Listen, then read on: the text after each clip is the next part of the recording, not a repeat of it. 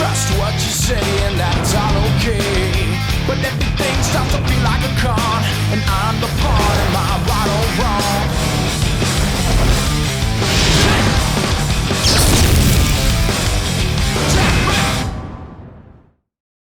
The lifeblood of all bow hunting is giant whitetails, and this week we're going to be knocking down bucks here in the Midwest during that awesome time from the end of October throughout November. You know, regardless of what kind of hunting you enjoy, there's just nothing like that excitement that you're going to feel being in the stand and having a giant rutting buck come by.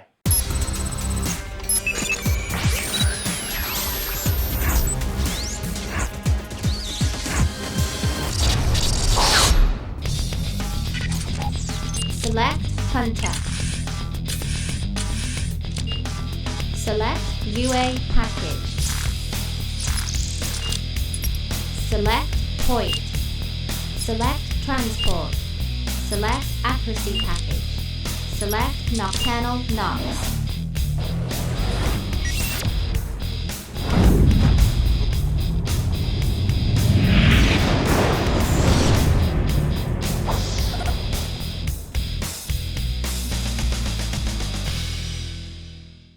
For this first hunt, it's the kickoff of the rut, November 1st, and this is a perfect scenario. This is the first mature buck that I've got to see so far for my season, and he followed this doe down to the food plot, and this is a doe that was a regular down to this food source, and we had let her pass for the entire beginning of the season for hopes that she would eventually have a big boy follow her down. And this is exactly what we need as bow hunters, is a big buck to finally have enough nerve to show himself in the daylight and make one mistake that's going to give us the shot at a buck of a lifetime.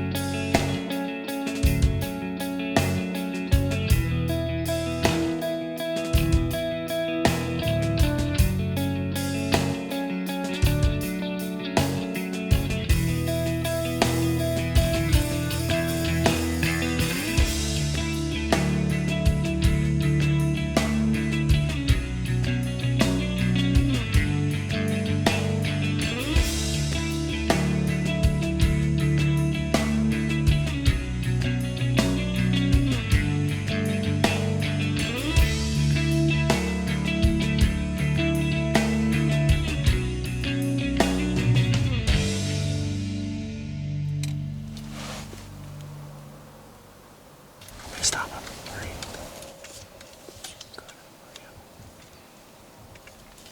Good.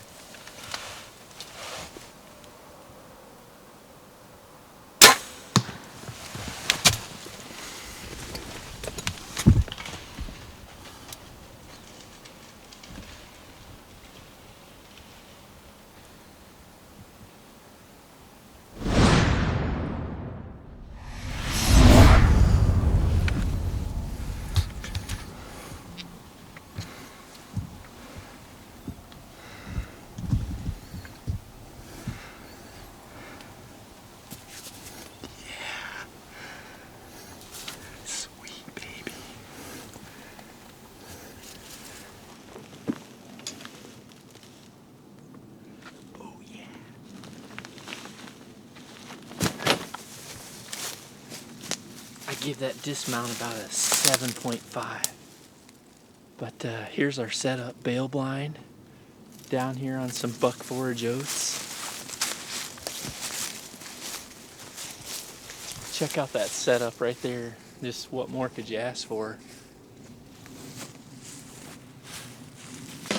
Be sure to visit knockonarchery.com to see our entire line of Nock On lifestyle clothing, as well as some awesome Nock On gear and accessories that I personally take to the field myself. Enter promo code SHOWFAN and I'll include a free signed photo.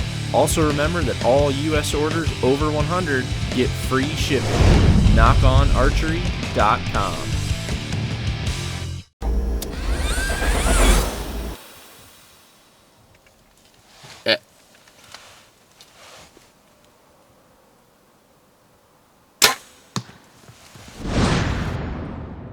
Well, the light's working. My God, is that thing bright or what? Jesus. Why am I tracking with this? Now all I can see is like 20 LEDs.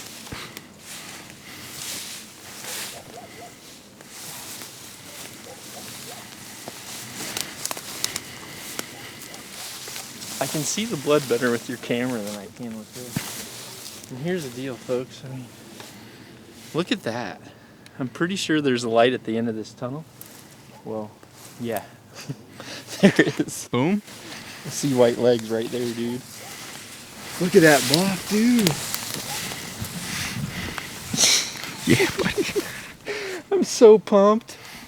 That is an awesome buck. Wow. First buck with my Hoyt Carbon Spider, too. Oh, man. How's he looking? What's awesome? Wow. He's big old body, too. 4-year-old, I think. Is that Vader? That's Vader. It is Vader, isn't it? Look, right there. Short brows. Folks, if you're one of us Midwestern whitetail fanatics, then you're gonna definitely understand that this past year, or the past year, I guess, and a half, has been an absolute nightmare for EHD. And you know, we've got one mature buck on the ground right now. I know that, but I had over 20 something bucks that I found last year, casualties of EHD. And it's been really, really tough. We told ourselves if we find a 4-year-old deer, we are going to take that deer for sure. And this buck, we nicknamed him Vader. He came in and man, I can smell him. He's so rutted up. Absolutely textbook. It's November 1st. We were on the food. We knew that big bucks are eventually going to follow the does to the food. The does come to the food all the time, and we've left the does alone, so they felt comfortable coming. They felt comfortable with the blinds, and here it is, November 1st, the kickoff of rut, and good old Vader follows that doe that we've seen probably 4 or 5 times from that blind, follows her right down. Offered me a good shot. I pulled back the first time. To be honest with you, when we saw him, I didn't have an arrow nocked, and I don't think I clipped my nock all the way on the string. I pulled back, and it came off the string. He heard that. I loaded again, drew back, and I actually anticipated him to duck the arrow, but he didn't flinch. He was just worried about the doe, and I hit him pretty much exactly where I aimed. Perfect shot, tons of blood, Ulmer edge. My brand new Hoyt Carbon Spider, my buddy Mark, my lucky charm, and we're here on my good friend Dustin's place, and we work as a team. We help each other, and here's what happens: an awesome buck. Nock on, everyone, right here from Iowa. Lone Wolves Field Recon. On this field recon segment, I'm going to show you how you can take awesome photos in the field, because for me, that's something I take a lot of pride in. I can take pictures with me anywhere. I can show them at any time. For me, they're even better than having a mount. So I want to show you guys exactly what you need to do to make sure your next trophy, you've got some awesome memories to show everybody. First thing is, after you remove the insides of your animal, you know, you're going to want to prop them to a natural position. I went ahead and this is what I took them out in last night. So I just propped them up, you want to have their bodies vertical. Don't have them laying down on their side. Prop them up and you scoot them in. Then I took a gas can actually and put it under his head. You want their heads up. If their heads are laying down, it's going to be really hard to pull them up for a photo. So go ahead and prop their heads up, try to keep their heads level. And then for balancing the rack, you know, just get creative. Sometimes you need a couple strings or bungee cords. Luckily for me, just some duct tape. Got them level. We were below freezing last night, so I know there's nothing spoiled. If it's, you know, if the temperature's iffy, buy some bags of ice and pack on them. If it's an awesome trophy, it's going to be worth spending 10 or 20 bucks on ice. If you're in warm weather, sometimes just that extra hour to let them rig up is really enough to help with a really good photo. So now I'm going to go ahead and take them out, load them on the ground, get them propped up, and show you just a few more things to make sure your camera work is going to finish this whole thing off nice. All right, everyone, as you can see, he's pretty much propped up just how he was. We got him on the ground, picked a nice background behind me. The sun's in my face, and you know, I actually use like a climbing stick to prop him up right in that position so he's not laying back. As you can see, he's really easy to manage. You know, there's lots of different ways you can sit behind them. Some people prefer to sit over here. Right now I'm sitting over here. Main thing is don't be behind the rack like this. You know, put your weapon of choice out there so people can see it. And the only other things is try to use the flash on your camera. You know, learn how to turn your flash on. It's great for getting rid of shadows. Try to take pictures when you have a cloud and use a flash. It's going to make everything pop so much better. The last things are, you know, try to make sure their tongues aren't out and that you keep their mouth closed the night before. You can use a rubber band or you can prop something underneath to keep it closed.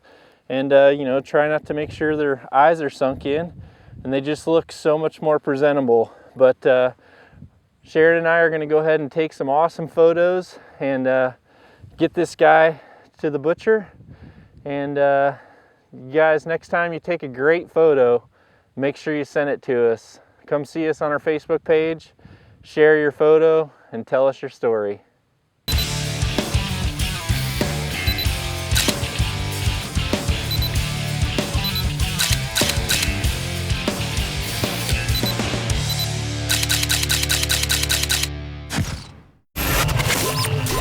If you're looking to learn more about archery, be sure to tune in to Nock On Podcast.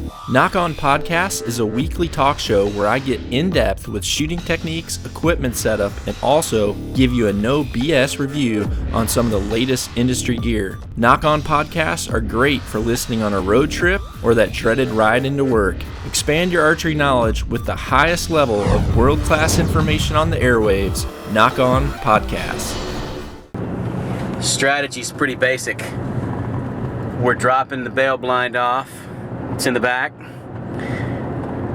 We're throwing it in the corner of this field as far away from the road as possible. We're gonna set her up, and out of the blue I put some feed on a fence post up here and got a picture of two absolute giants. Something I've been looking for years up here. The drought, the repeated drought, and just the difficulty is they're few and far between, so it's been hard to find them. Hunting in the prairie, not a tree in sight, but the bail blind is the answer. I know there's several hunters out there that disagree with hunting whitetails over bait, but you know, when you're hunting literally in the middle of nowhere, it can be the only opportunity that you're going to get as a bow hunter. And my good buddy Eric did an awesome job of scouting and finding a good buck, but then he had to do whatever he had to get that buck into a position where he could get a shot with his bow.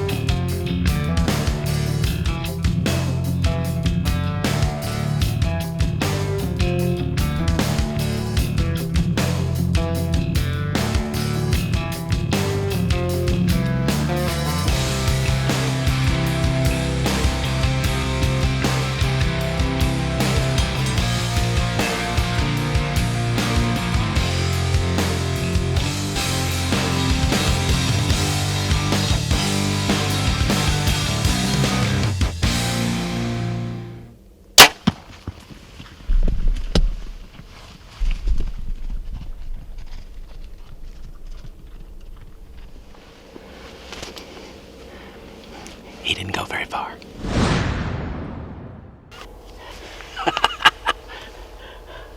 That's what I'm talking about. Oh, frick. Good long beam. Giant 2s, 3s, decent 4. Didn't come over here, but wow. What a great deer.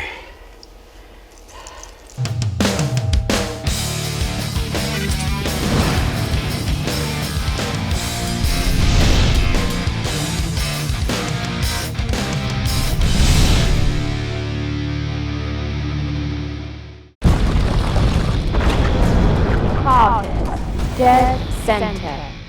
On this segment, I'd like to talk to you about the importance of follow-through and how those fractions of a second actually play a big part in your accuracy.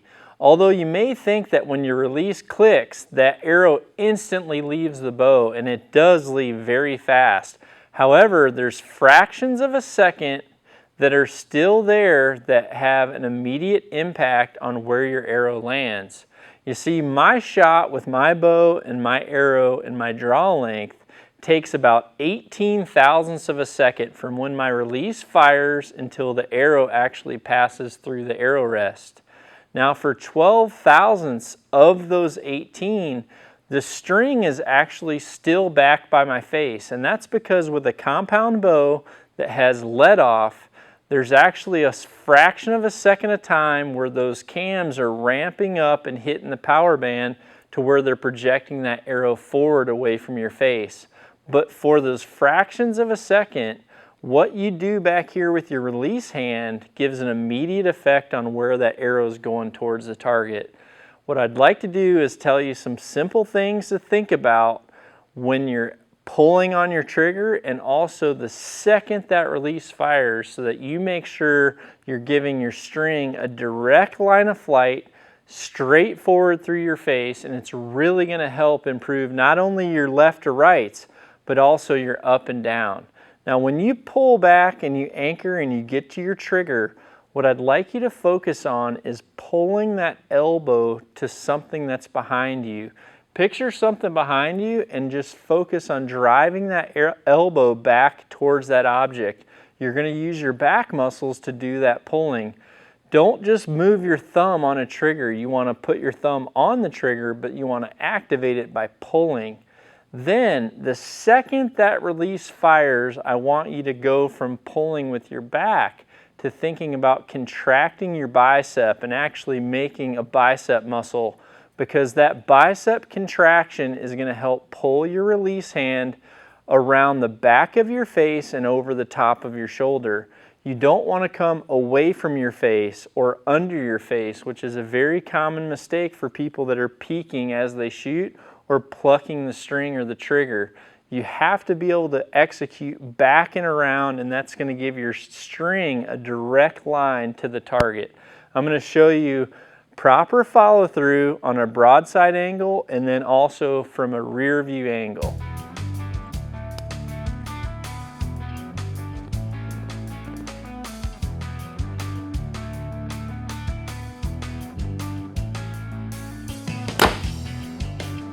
Again, focus on your bicep contraction. Pull your release hand back over your shoulder.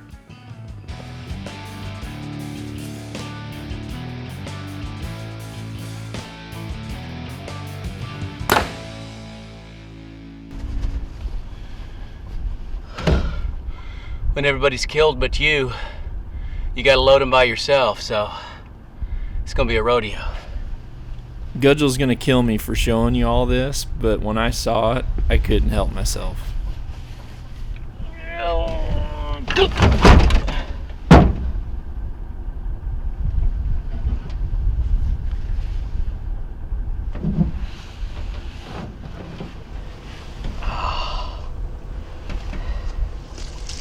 Been a tough year, man. Are you freaking kidding me?